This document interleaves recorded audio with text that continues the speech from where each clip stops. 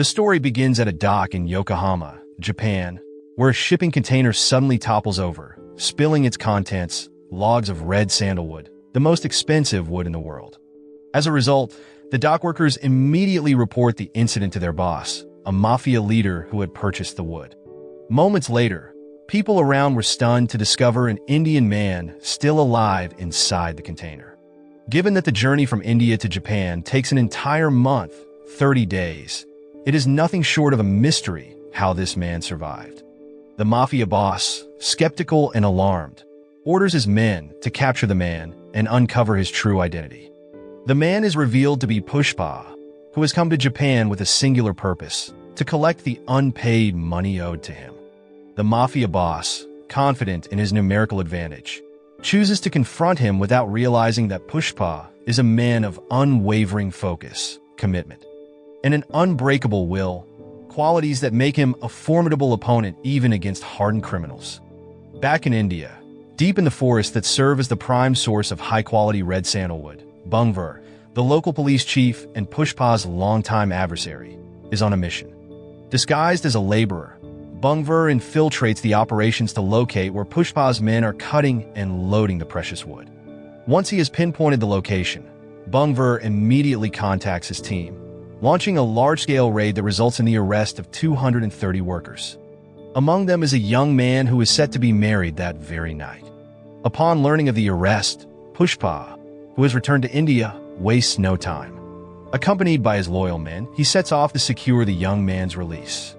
When he arrives at the police station, the officers are left speechless as Pushpa disregards protocol, enforcing his own authority and freeing the groom-to-be. However, his demeanor quickly shifts to anger when he notices wounds on the young man's body. To his horror, Pushpa realizes that all the laborers have suffered the same fate, having been subjected to brutal torture at the hands of Bungver. In an unexpected move, Pushpa issues an ultimatum, forcing all the police inspectors into early retirement. He even compensates them fully, covering their remaining salaries, pensions, and bribes they might have otherwise earned. By the time Bungver and his two subordinates arrive at the station, they are too late. The entire office has been emptied, leaving no trace of their men. A few days later, Pushpa is seen living a happily married life with the woman of his life, Shekhawat. On this particular day, their town is hosting a distinguished guest, the central minister, a high-ranking government official who, incidentally, had once received financial support for his political party from Pushpa. In recognition of their past dealings, the minister extends an invitation to Pushpa, making him an honored guest at the event. Not long after, Pushpa arrives, accompanied by Siddhappa, the Speaker of Parliament and the mastermind behind the red sandalwood smuggling syndicate.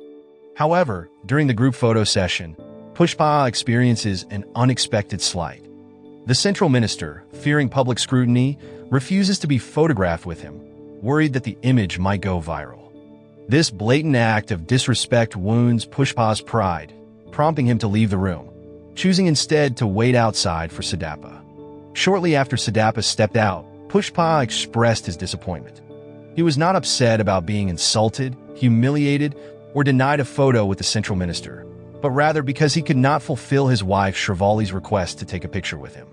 In a surprising turn, Pushpa, following his own set of rules, proposed an idea to make Siddhappa the new central minister, replacing the arrogant incumbent. When asked how much money Siddhappa would need to secure the position, he estimated a minimum of 100 crore for campaign expenses, bribery, and other necessities. Without hesitation, Pushpa offered him 500 crores to ensure his victory. As a first step, Siddhappa approached Veera, the party leader, to seek his support. Initially, Veera refused upon realizing that Pushpa was backing Siddhappa. However, when Pushpa presented him with a couch stuffed with cash, Veera changed his stance and pledged full support for Siddhappa in the upcoming elections. To recover the syndicate's funds spent on bribes, Pushpa had no choice but to increase the price of his red sandalwood. He then met with an international distributor to negotiate a massive deal. When Pushpa announced the price hike per ton of red sandalwood, the distributor laughed, boasting about having many contacts willing to sell at lower rates. However, when the distributor called his associates one by one, he discovered that all of them first consulted Pushpa, as he was the sole supplier for all smugglers in India. With the deal sealed, Pushpa quickly mobilized the entire smuggling syndicate to gather the required stock. He now wielded power akin to a supreme ruler, acquiring fleets of large trucks, manpower, and all necessary resources to achieve his goals. Word of this massive operation soon reached Bungver, who intercepted a syndicate member during a delivery. As a result, Bungver burned all the trucks and threw the captured syndicate member off a bridge. The gruesome death sent waves of fear through the syndicate. Many members feared for their lives if they continued following Pushpa. This news reached Siddhappa, who immediately suspected Bungver was behind the attack. Wasting no time, Siddhappa rushed to the police station, urging Bungver and Pushpa to make peace. If Bungver still harbored resentment over the humiliation he suffered before, Siddhappa stripped himself on the spot to show it was no big deal. Despite Siddhappa's efforts, Bungver refused to make peace unless Pushpa publicly apologized in front of everyone. Only then would Bungver agree to a truce and stop interfering with the ongoing wood shipments. Meanwhile, at the syndicate's headquarters, Pushpa had no intention of apologizing to Bungver, except for the fact that his wife supported Siddhappa's request. However, rather than accepting a sincere apology, Bungver secretly recorded Pushpa's words as evidence to humiliate him later. As Pushpa prepared to leave, intoxicated from drinking, he suddenly turned back, deciding to teach Bungver a lesson. A fierce confrontation ensued, nearly escalating into a shootout. Eventually, Pushpa and Bungver struck a deal. If Bungver could seize even a single log of red sandalwood, Pushpa would step down and return to being a laborer. However, if Bungver failed, he would have to accept a transfer to another city. The following night, Bungver coordinated with Central Police forces to block the bridge commonly used by Pushpa's convoy. After hours of waiting, he realized Pushpa had not taken the usual route. Instead, Pushpa's men transported the shipment via a dried-up riverbed to reach their destination. Upon discovering this, Bungver and his team launched a pursuit. But Pushpa had anticipated this and devised two countermeasures, using a herd of elephants to obstruct the path and bribing dam officials to release water, flooding the river. Bungver was not one to give up so easily. Determined, he jumped out of his vehicle and took an alternative route on foot. Just as he reached the road where Pushpa's trucks were expected to pass, he spotted a group of villagers traveling by horse-drawn carts. Seizing the opportunity, Bungver used them to block the trucks, successfully confiscating all of Pushpa's goods. Proud of his victory, Bungver gave a brief interview to reporters. However, he remained unaware that the seized wood was not genuine red sandalwood, but rather teak wood, a type that merely resembled red sandalwood due to its outer coloration. Bungver was left in shock when he realized that Pushpa had already delivered the real red sandalwood to its intended destination. The horse-drawn carts he had intercepted the previous night were, in fact, part of Pushpa's master plan. Each cart was constructed from genuine red sandalwood, but had been painted with a temporary dye that could easily be washed off. His entire operation had been in vain. Despite this, Bungver was not ready to admit defeat. He brought back a single wooden cart from the previous night's raid, believing it fulfilled the terms of his agreement with Pushpa. If he could confiscate even a single block of red sandalwood, Pushpa would have to step down. But Pushpa, always one step ahead, had anticipated this. Beneath the cart lay a concealed explosive, ready to be detonated at any moment. A few days later, during a grand festival, Pushpa received joyful news. His wife, Shekhawat, was pregnant. Overcome with emotion, he was both thrilled and deeply moved. On the other hand, Pushpa's niece, Kaveri, was being harassed by a group of unruly young men dressed in festival attire. Just as they were about to commit the act against Kaveri, Pushpa, dressed as a deity for the festival, intervened. Without hesitation, he ruthlessly beat the troublemakers, ensuring his niece's safety. Shortly afterward, Mohan, Kaveri's biological father, and Pushpa's half-brother arrived at the place. Since their confrontation in the past, Mohan had always held contempt for Pushpa.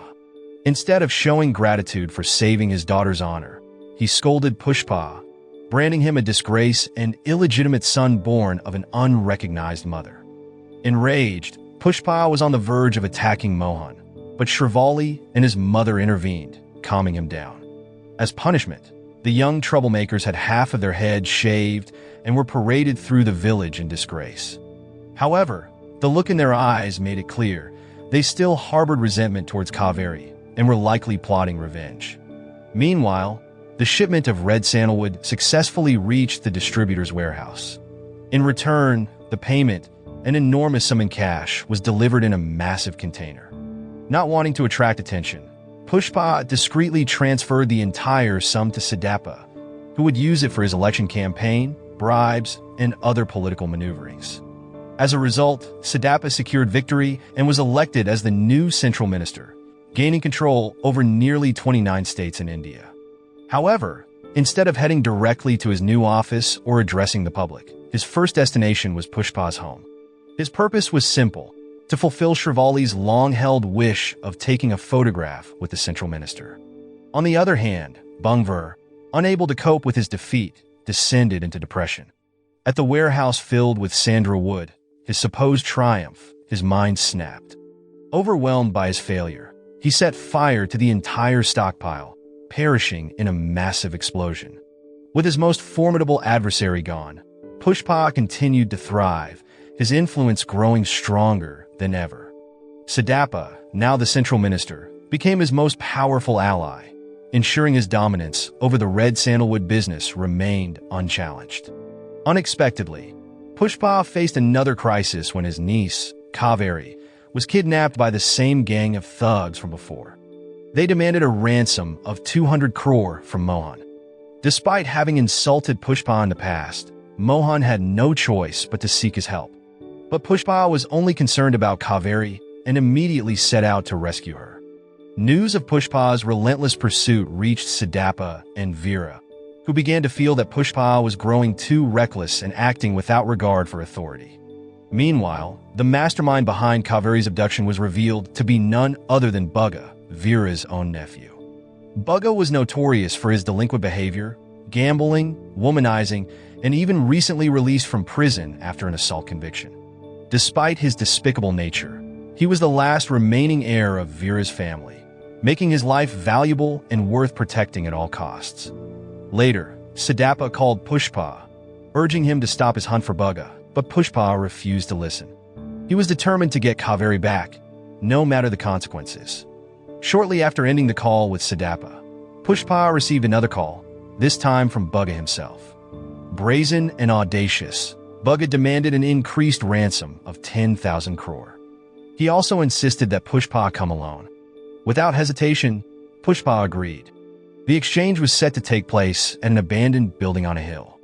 As planned, Pushpa arrived in a helicopter, dropping the money from above before descending with a gun in hand. However, Bugga had no intention of simply handing Kaveri over. His true motive was revenge. He wanted to humiliate and destroy Pushpa for the beating he had suffered that fateful night. Soon, several of Bugga's old comrades arrived, thugs who had also been beaten by Pushpa in the past. While they initially displayed fear, it was all an act. They had come to exact their own revenge. Having learned from their past encounters, they quickly overpowered Pushpa, binding his hands and feet to ensure he couldn't fight back. Then, they took turns beating him mercilessly. But their cruelty didn't stop there. They dragged Kaveri before him, intent on assaulting her while forcing Pushpa to watch, helpless and unable to intervene. As the thugs laughed and celebrated their impending victory, Pushpa's patience finally snapped. Though bound, he used his teeth and sheer willpower to fight back. Defying all logic, he attacked with raw ferocity, biting his enemies and using their own weapons against them. Seizing a sword from one of his captors, Pushpa cut himself free and unleashed his full wrath. If he had been formidable before, now he was an unstoppable force. One by one, he slaughtered every last thug, leaving no survivors. As Pushpa was about to finish off the last remaining enemy, Bugga, a group of his own men arrived, sent under the orders of Siddhappa. Despite Siddhappa's warnings that this act could severely impact his business and relationships, Pushpa was unfazed. Ignoring the consequences, he ruthlessly ended Bugga's life. A few days after the incident, Veera finally resigned himself to the loss of the last heir of his family. Meanwhile, Mohan, filled with guilt over his past actions, arrived at Pushpa's house to offer his heartfelt apology. Though Pushpa initially refused to meet him, he later made an appearance at the wedding of Mohan's daughter, Kaveri. Just when everything seemed settled and Pushpa was ready to embrace a peaceful life, a new threat emerged. A large floral arrangement was delivered to him, only to reveal itself as a massive explosive device. And with that, the story come to an end. Moral lesson from the story: if you ever find yourself inside a shipping container for 30 days, make sure to bring snacks and a good book, because surviving on stubbornness alone might not impress the mafia. Also, always check if the wood you're stealing is real or just painted wood, or you might end up looking like a fool in front of reporters.